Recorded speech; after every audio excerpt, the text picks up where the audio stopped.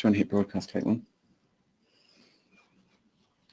The broadcast is now starting. All attendees are in listen-only mode.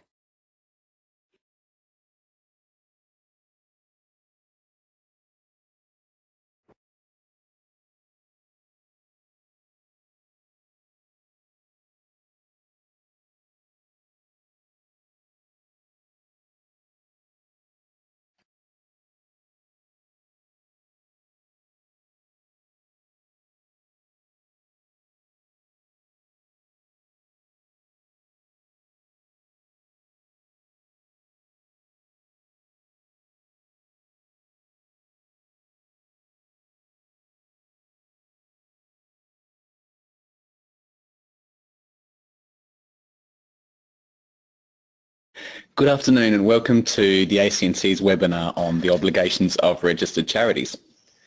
My name's Matt Crichton and I'm a Communications Officer at the ACNC, and I'll be presenting today's webinar along with Anne Duffy, who is one of our Advice Services Officers. Hi Anne. Hi everyone. Also with us today behind the scenes is Caitlin Patterson from our Advice Services team, Regina Rutten from our legal team, and Amanda Watkins from our compliance team. They'll be behind the scenes answering your questions live throughout the webinar. This session aims to help you understand what your core obligations are now that your organisation is a registered charity. Although it's aimed at new charities, the information in this presentation will be of interest to all charities registered with the ACNC. You can ask a question at any time in the GoToWebinar panel on your screen. Unless you let us know that you want your question to be private, all attendees will be able to see the questions when our team responds to them. If you have any difficulties with the sound on your computer, try calling the phone number listed in the GoToWebinar panel. And of course, if there are any questions we can't answer today, we will provide answers later in a follow-up email. And just to let you know, a recording of this webinar will also be available on our website and our YouTube channel. And finally, we do value any comments and suggestions you have to improve our webinars. So if anything comes to mind, please pass on your suggestions in the survey at the end of the session. Okay, let's get started. First, we'll look at what the ACNC does. The ACNC is Australia's national independent regulator of charities. As a specialist regulator of charities, we have a number of functions. Number one, we register charities. The registered charities are then able to say that they have met our requirements for registration and they've agreed to be accountable and meet our governance standards. With registration, they're also able to apply for charity tax concessions and other benefits. We also maintain an online database of registered charities in Australia. This is freely available and you can use it to search for registered charities. It's used by the public, by potential donors, volunteers, grant makers and even government.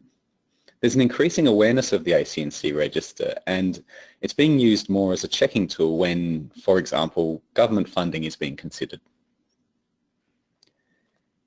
We also provide guidance, advice and education to charities about their obligations to the ACNC.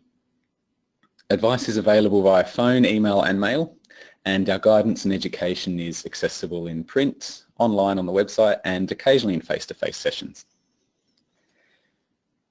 And we regulate charities by reviewing their compliance with our reporting and notification requirements, the governance standards also, and with other requirements.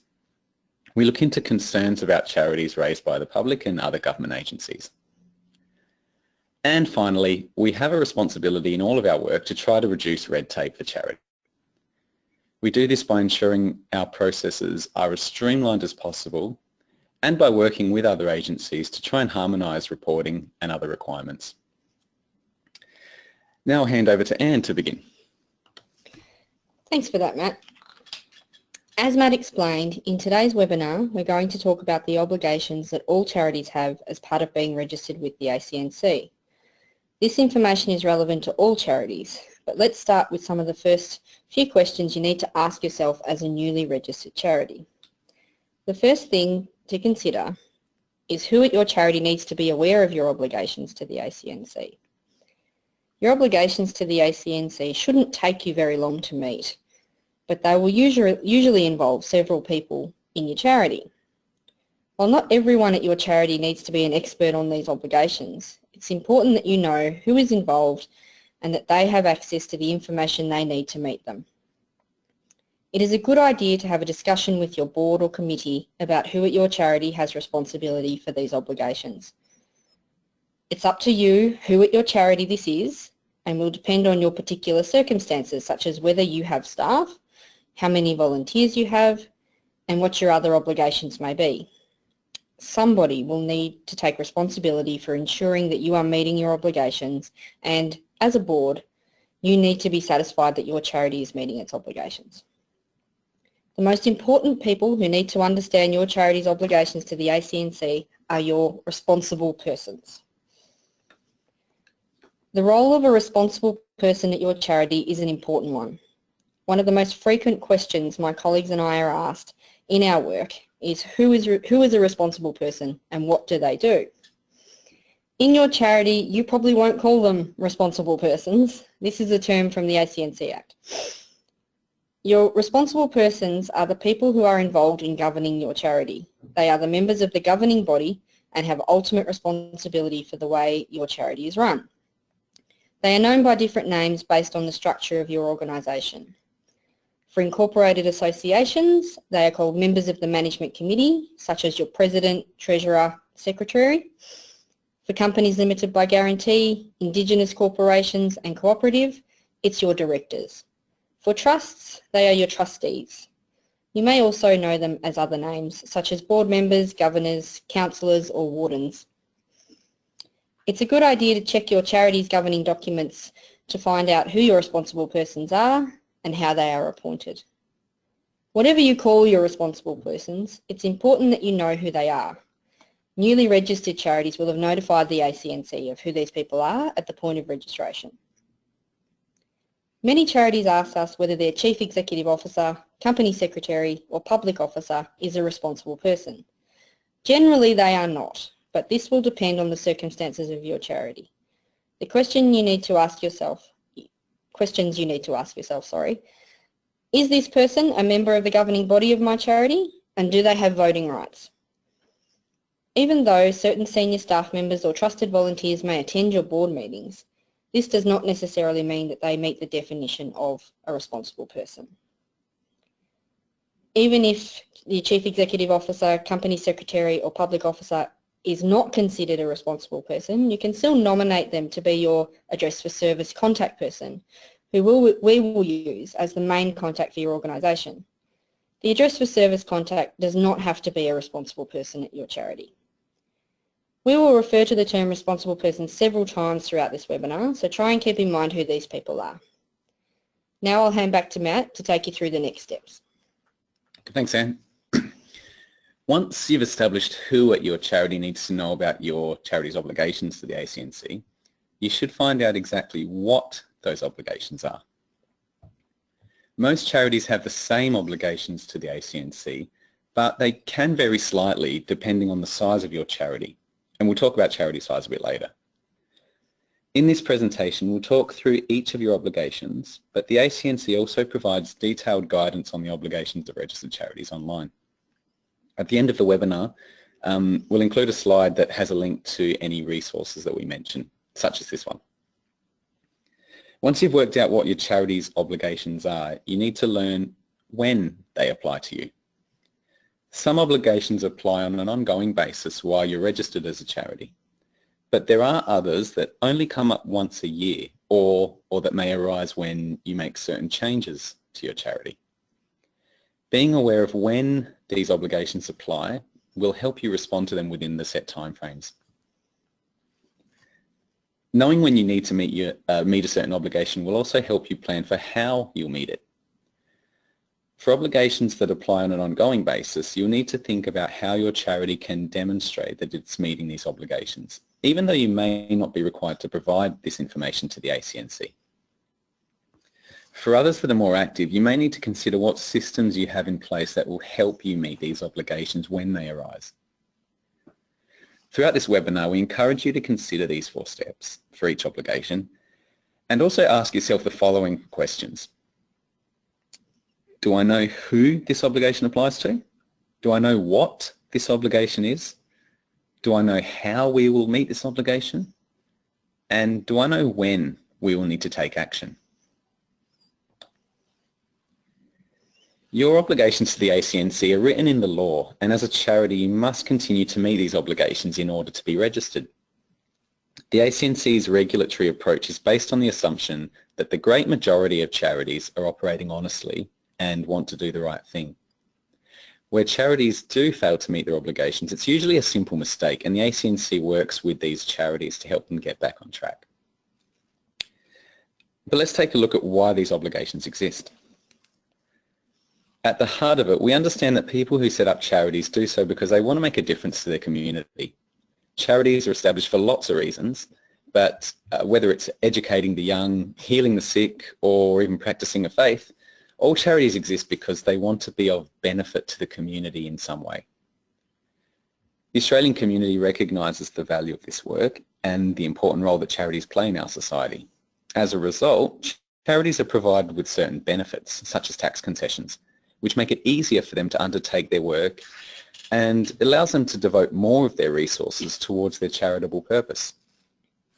Because charities don't pay tax, they can spend more of their resources on achieving their objectives.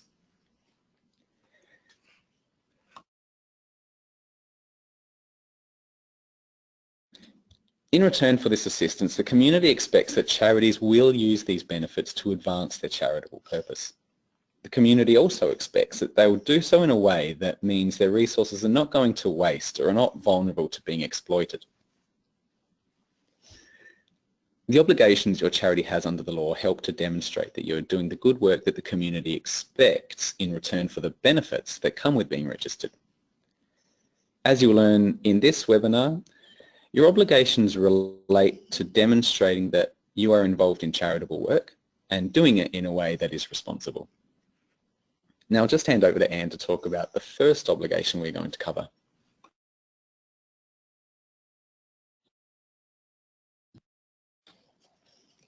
Thanks for that, Matt.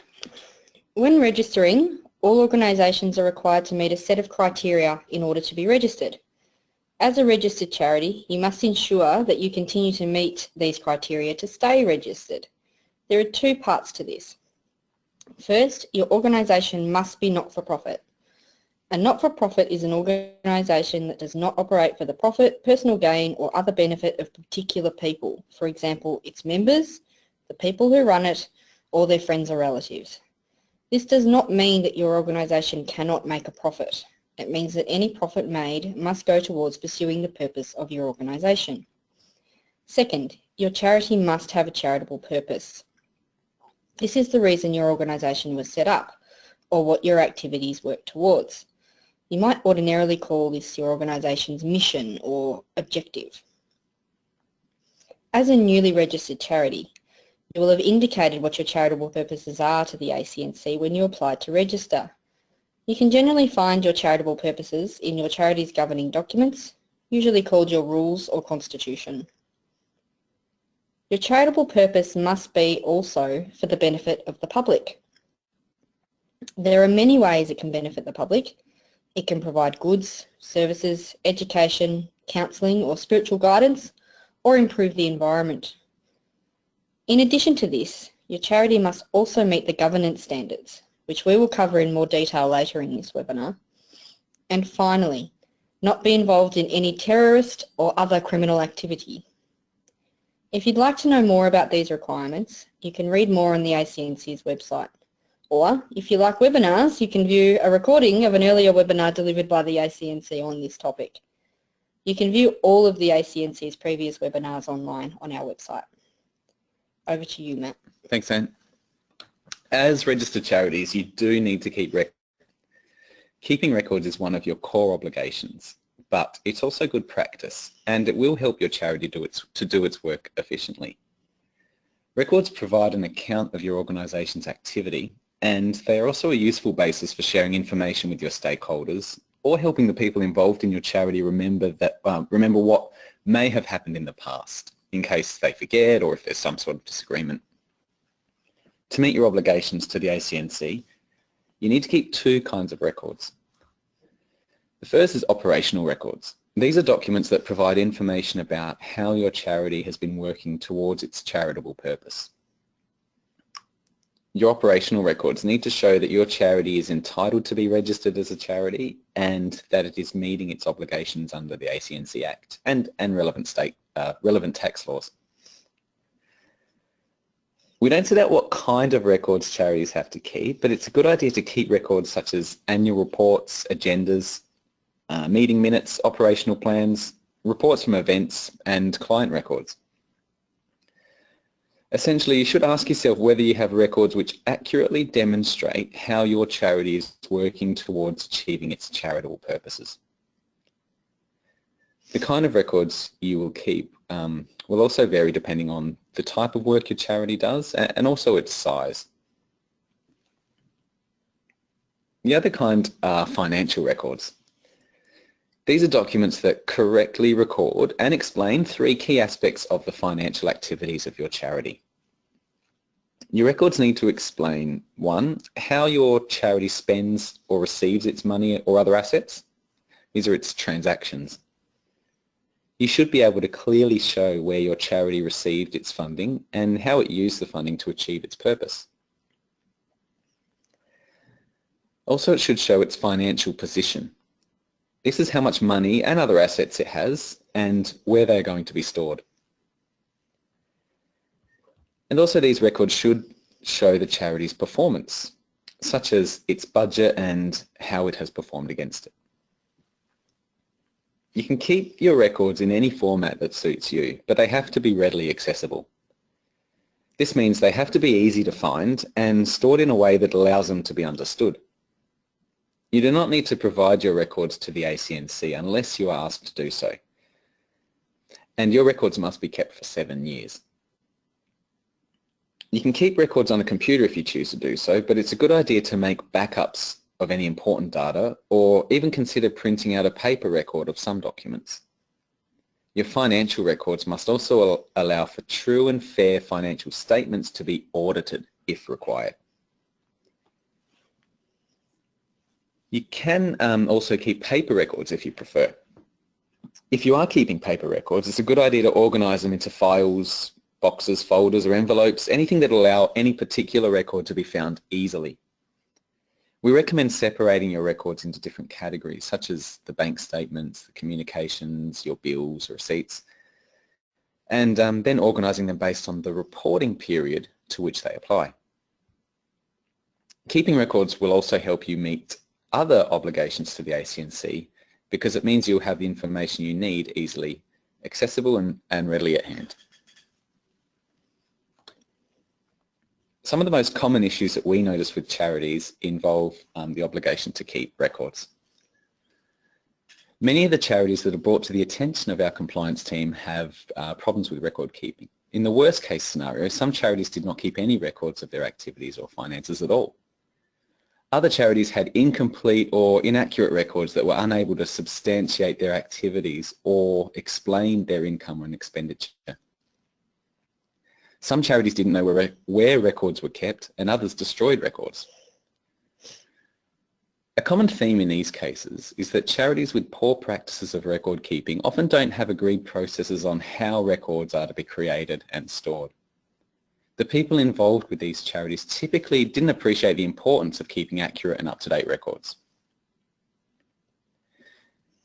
We've recently come into contact with some charities that have had difficulty with record keeping, and I just wanted to share a story with you as an example, a sort of case study. This case study and others in this webinar, it's not about a real charity, but it's a story drawn from real cases. So what was the issue? A member of the public made a complaint about a charity alleging that it was not being managed in accordance with the purpose for which it had been established. The person felt that the charity was acting in a way that was contrary to its charitable purpose and was not providing public benefit. We met with this charity to discuss the concerns that were raised, and as part of the discussion we asked to see copies of the charity's records to try to establish whether it was operating in a way that was consistent with its charitable purpose. The charity was unable to provide these records, which made it difficult for them to demonstrate that they were working towards their charitable purpose. In response, we provided them with guidance on their obligations and some resources which helped them create appropriate records. As a first step, the charity submitted its annual information statement and agreed to implement appropriate record-keeping procedures. We continue to monitor this charity, but by taking a few simple steps to keep appropriate records, they will be able to meet this obligation themselves. Now I'll just hand over to Anne again, and she'll talk about the ACNC charity portal. Before we start talking about the next obligations, it's important that you are aware of the ACNC Charity Portal. Portal is an online service that charities can use to meet any of their core obligations to the ACNC. It's free, easy to use, and the best way to monitor your obligations to the ACNC. You can access the portal at charity.acnc.gov.au or navigate to it from our homepage by clicking on the purple Portal tab at the top of the screen. You can use the portal to review and update your charity's details, which will then update the information displayed on the ACNC Charity Register, submit any reports you have to provide to the ACNC, and print a copy of your charity's registration certificate. The portal also provides information on approaching due dates and any overdue obligations. Throughout this presentation, we'll refer to the portal whenever you can use it to meet your obligations. We have also recently delivered a webinar on managing your charity in the portal. You can access a recording and transcript of this at acnc.gov.au/webinars. All registered charities must submit a report to the ACNC every year. This report is called the Annual Information Statement, or the AIS for short. You can submit your charity's AIS online through the charity portal. For most charities, it shouldn't take more than half an hour, and it contains the sort of information that you should know or be able to find out quickly, such as what activities you undertook throughout the year, who the charity works to help, so its beneficiaries, and where in Australia or overseas your charity's been operating. Your AIS is due within 6 months of the end of your reporting period, but we encourage you to submit it as soon as you can so that you don't forget. Most charities use the default reporting period, which is the standard financial year, 1 July to 30 June. So, if your reporting period ends on 30 June, you have until the 31st of December each year to submit your AIS. If you want to report on a reporting period that is not the standard financial year, you can do so by logging into the portal and applying to use a different reporting period.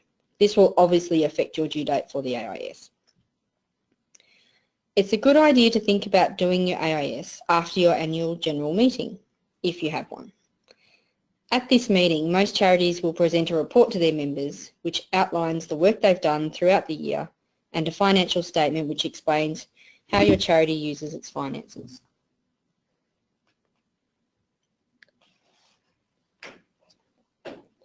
This is exactly the sort of information you will need to complete your AIS. Submitting your AIS after your annual general meeting may help you to remember when it's due.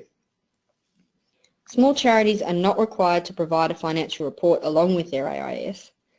However, you can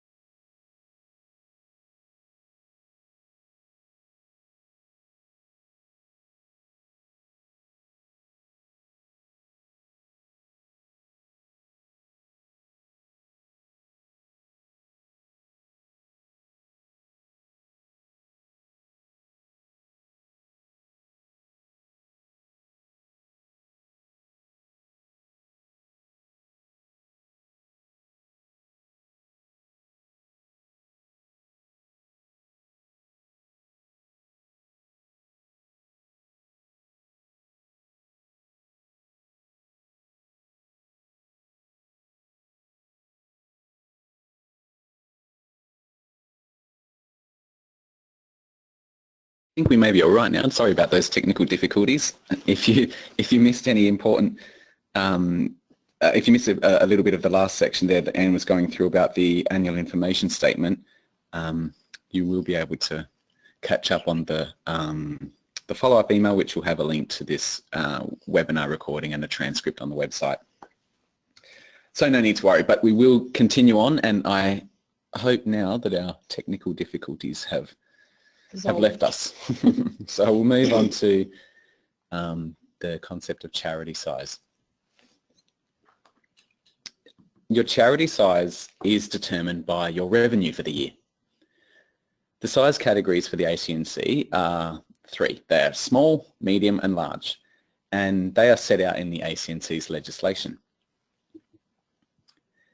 These sizes are the same or similar to sizes referred to in other pieces of legislation such as the Corporations Act and some incorporated association legislation.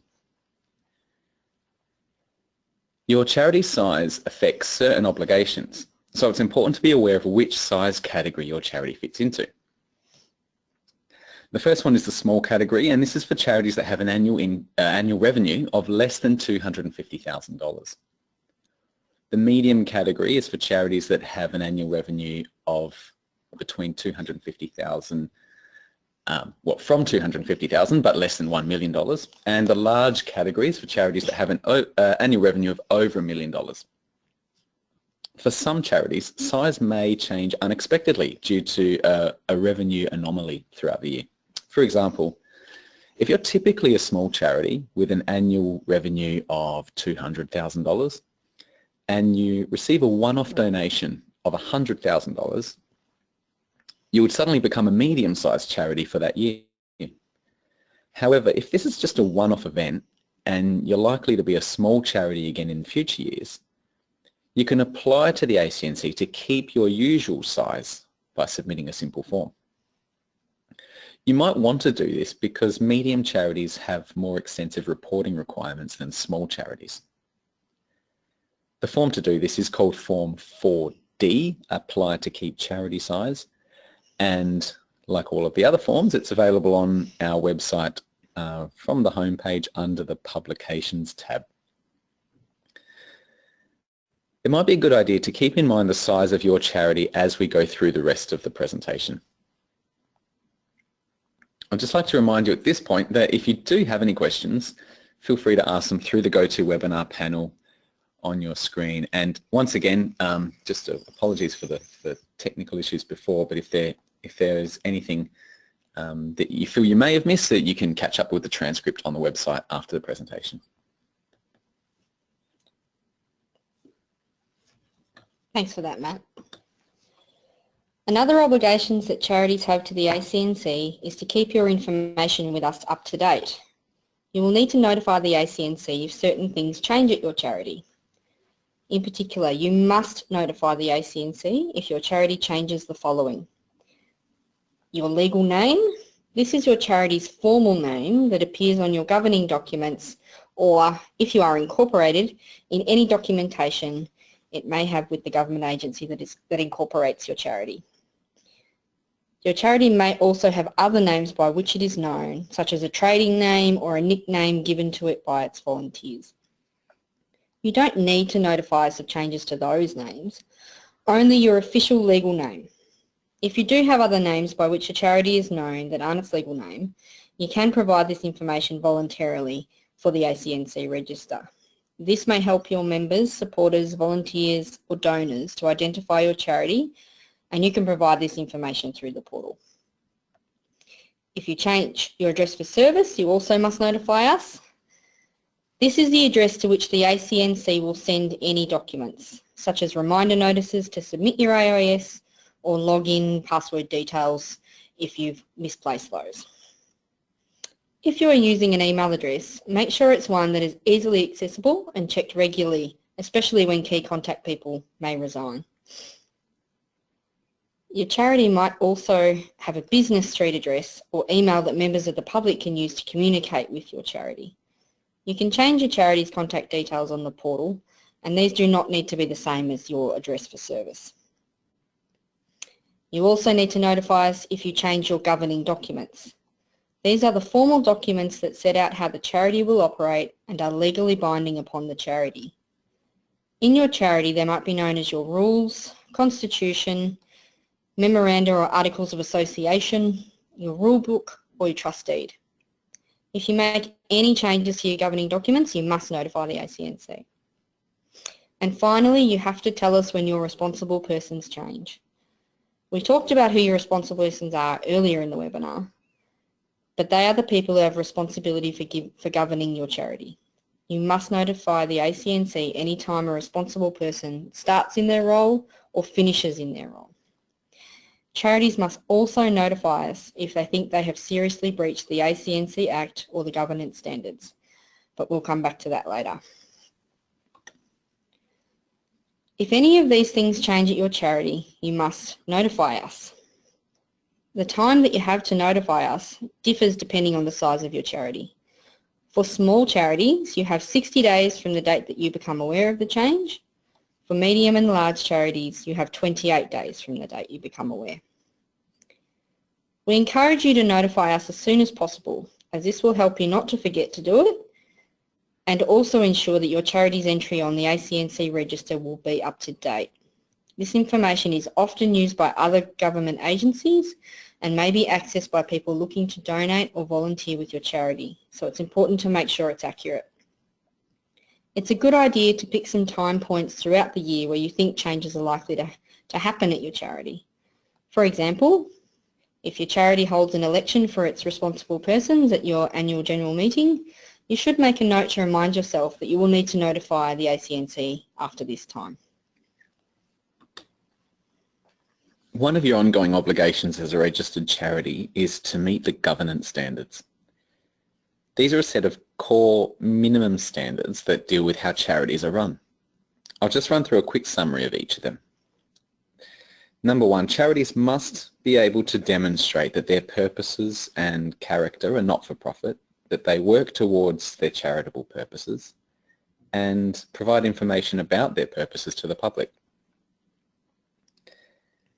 They must take reasonable steps to be accountable to their members and provide them with adequate opportunities to raise concerns about how the charity is being governed.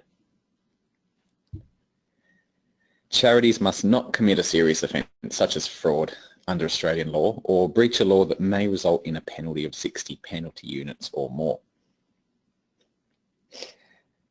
Charities must take reasonable steps to ensure that their responsible persons, again this is the people that govern the charity, such as board members or committee members, take reasonable steps that these people are not disqualified from managing a corporation or disqualified from being a responsible person of a registered charity. And finally, charities must take reasonable steps to make sure that their responsible persons meet 7 duties. For example, ensuring charities' financial affairs are managed responsibly and that conflicts of interest are declared.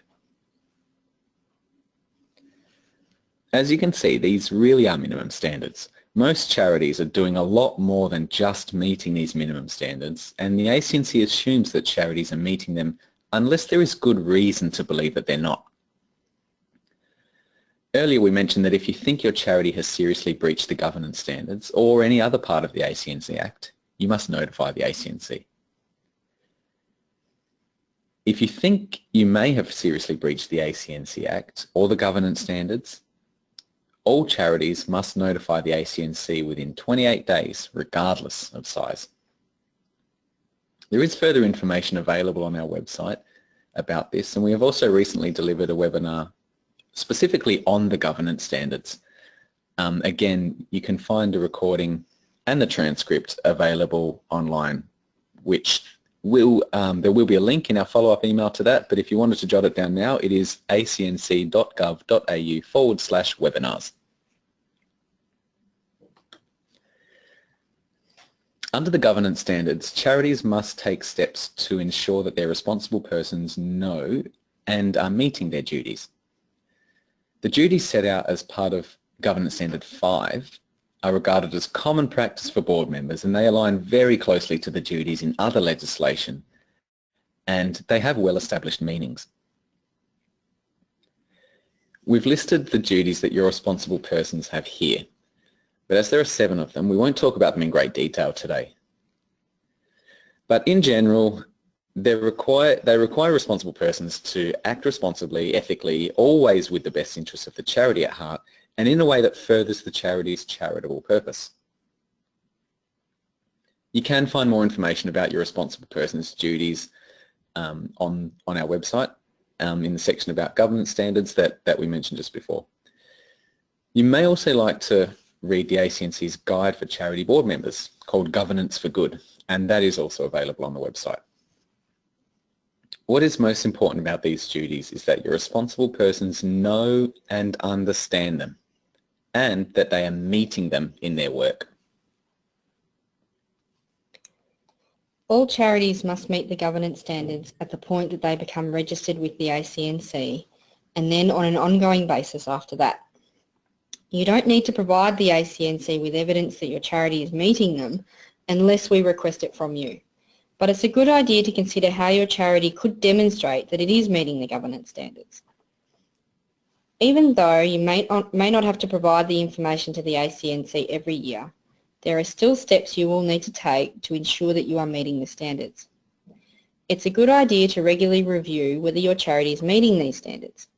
For example, you should consider having a discussion at your charity's board meeting about whether you're meeting them, and every time you appoint a new responsible person.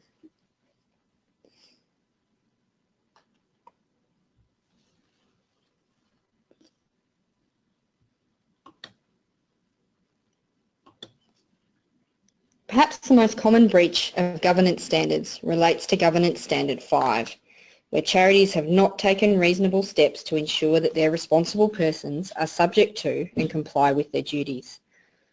This is also an area in which charities are most often the subject of complaints from the public.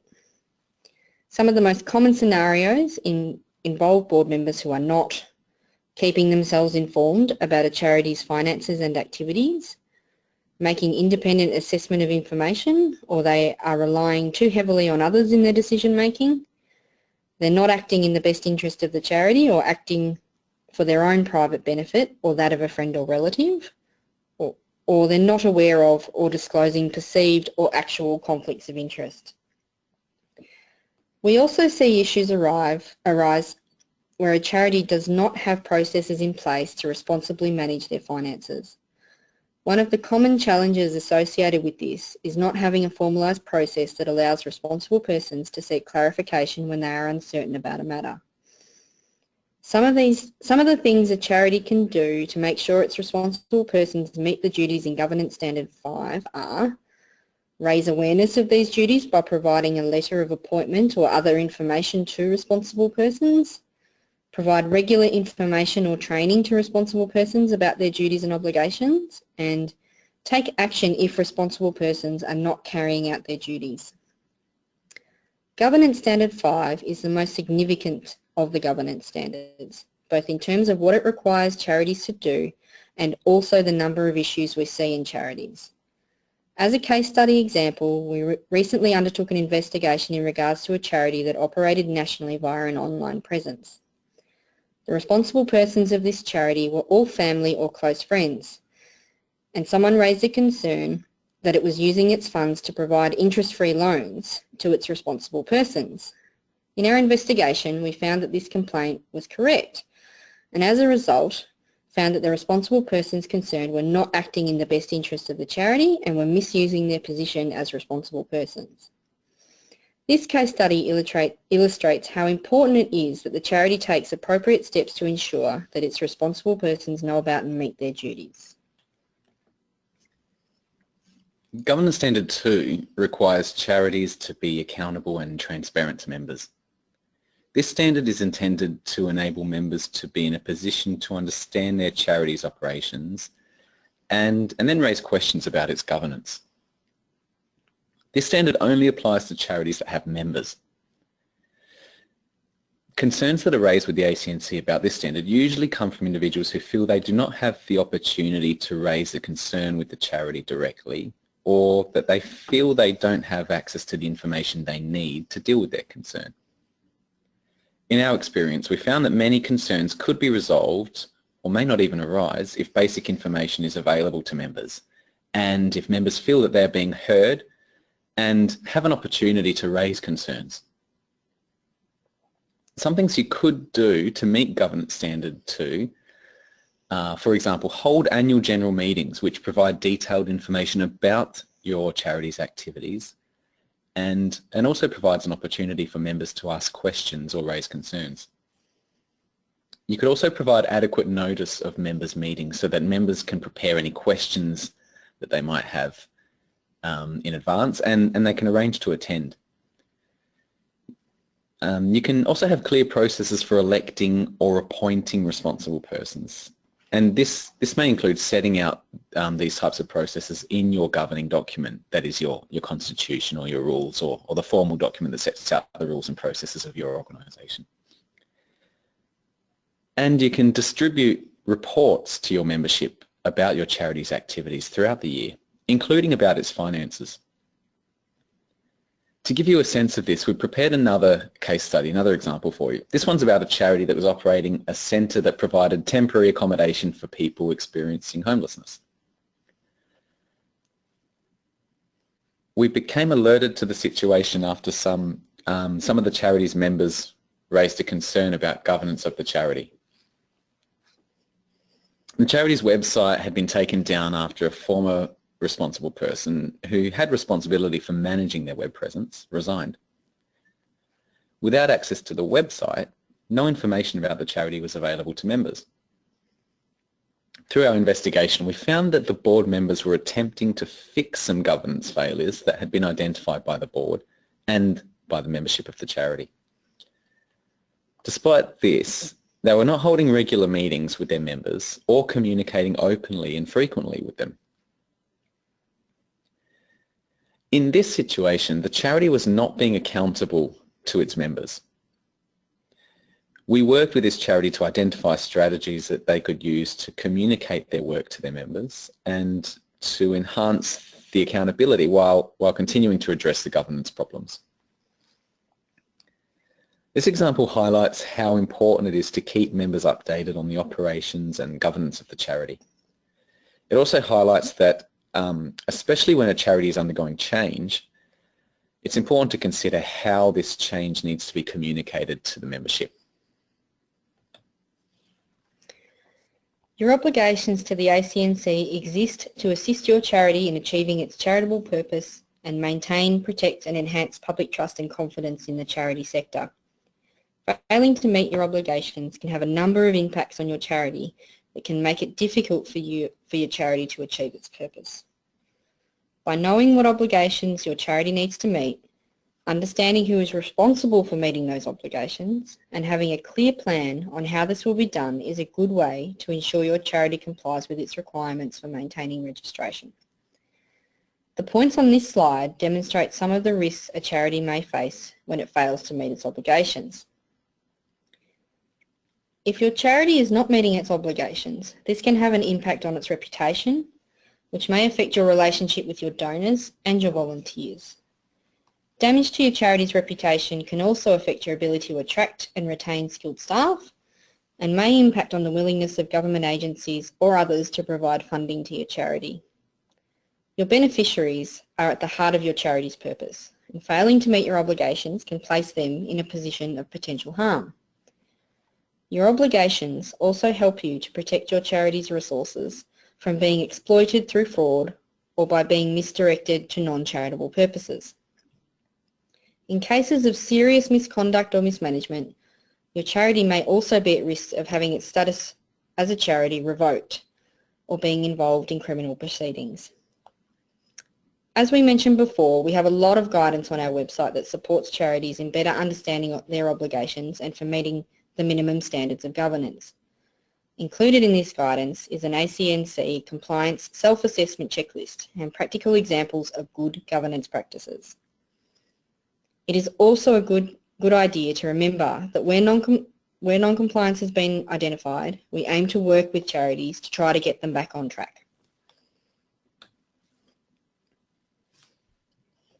Where you think your charity has or is going to fail to meet its obligations, it is best to notify us. We'll try and work with your charity to get back on track. There are some situations where a charity must notify the ACNC. These include times when they are not meeting their obligations in a significant way, and as a result, their organisation is no longer entitled to registration. For example, if the charity is not complying with the governance standards, or if they've made a material error in their annual information statement or the financial reports that are submitted with it. Charities should also notify the ACNC if they discover they've made a false or misleading statement to the ACNC. A voluntary disclosure of a false or misleading statement in the approved form reduces the penalty that could otherwise apply. And again, the approved form is on the website under the Publications tab from the homepage. The ACNC has published its regulatory approach that explains the way we approach issues of non-compliance. As we mentioned earlier, we understand that most people involved in charities are honest and they're trying to do the right thing. We'll consider whether a charity has breached the ACNC Act and how that breach can be resolved. Where appropriate, we'll work with charities to allow them to resolve any issues. However, we will act quickly and firmly where there is evidence of serious mismanagement or misappropriation, or a serious or deliberate breach of the ACNC Act, or if vulnerable people or significant charitable assets are at risk. And as we've mentioned also, there is more information on our website, as you can see on the screen of all the URLs listed there. You can read our guidance on meeting your obligations, your ongoing obligations, or use the compliance self-assessment checklist on our governance tools page. You can also read more about responsible persons, governance standards, record keeping and reporting through the annual information statement, and the duty to notify the ACNC of changes to your charity. You can also stay in contact with the ACNC for more information. You can subscribe to our regular updates, you can read our web guidance, or call or email us at advice@acnc.gov.au. We're open 9 AM to 6 PM Australian Eastern Standard Time. You can also like us on Facebook, follow us on Twitter, or subscribe to our YouTube channel. So I think we'll finish it up there, Matt. Thank you for joining us today and for the questions you've asked. We hope you found it helpful. The ACNC runs webinars for charities monthly on a broad range of topics. Our next webinar is next month, and you can view it on our webinar page on the website, as you can see on the slide there. If you're interested in being kept up to date on the webinars, please let us know in the survey at the end of this webinar. We'd also appreciate any feedback you have so that we can make any improvements to future webinars. You can also get in touch with the ACNC education team directly at education@acnc.gov.au. Thank you to Amanda, Regina and Caitlin for your help today, and thanks for everyone for attending. We also thank you for your patience when we lost you momentarily in the middle there. As we mentioned, the slides, transcript and video of today's webinar will all be available on the webinar page on our website in the coming days. Goodbye, and we'll see you next time.